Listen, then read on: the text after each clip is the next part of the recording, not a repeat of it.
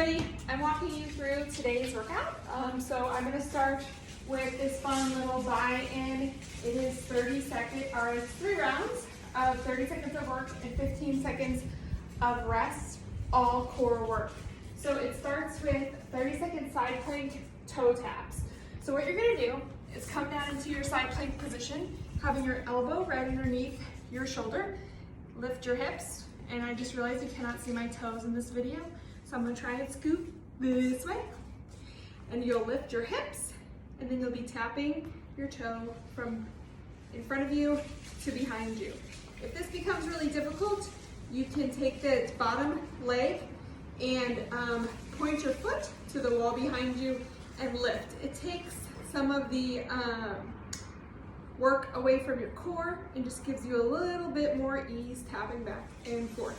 So we'll go to that, 30 seconds on one side, and then we'll switch and do 30 seconds on the opposite side after a 15-second break. And then after another 15-second rest, we'll move into bicycle kicks. You're gonna pull into a nice hollow position and then bring the knee in, bring the opposite knee in.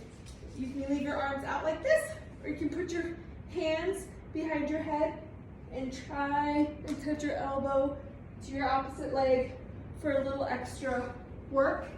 And then you'll rest for 30 seconds and repeat that 3 times. That is the core work. It begins your workout after your warm-up, and then the actual workout will be this WOD.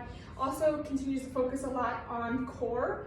We're going to be doing 5 sets of a 30-foot overhead carry and a suitcase carry. So for me, what I'm going to use for those 2 things are these tools right here.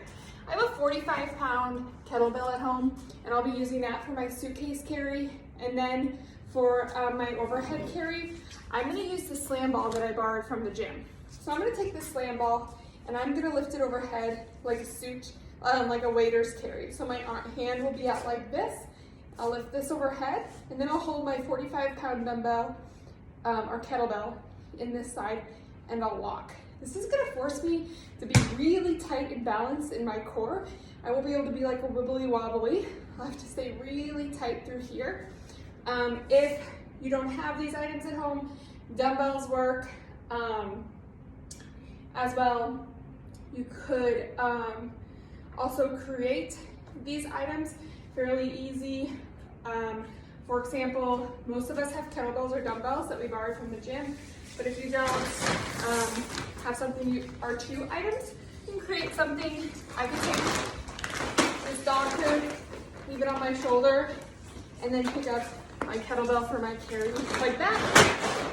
Or I could take that dog food, I could put it in a bag, and I could hold it like this, and have something else for my overhead carry, kind of depending on what you're able to do.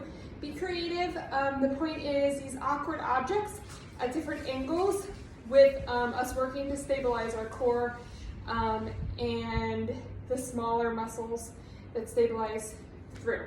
You're not supposed to be able to run these 30 feet. You're supposed to be walking the distance.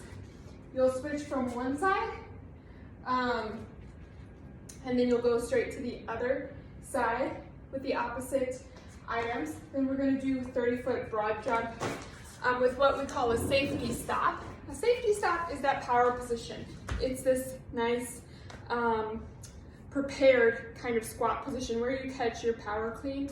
So a broad jump is just a nice long jump, extending your hips all the way, it's a jump for distance, and when you land, you should land in this nice power position. So we'll do 30 feet of those broad jumps, and then 12 elevated up downs. So the elevated up downs are a plank position. I'm going to use some bumper plates that I have at home. You can use books or other kind of stackable stuff for these. And you'll come into a plank position with one hand on your elevation, your plates, and then we'll move back and forth. So you'll do 7 on each arm, 14 all together. Then after that, back to the broad jump. Those are the movements in today's workout. Have a really fun time, guys. Can't wait to see how it goes.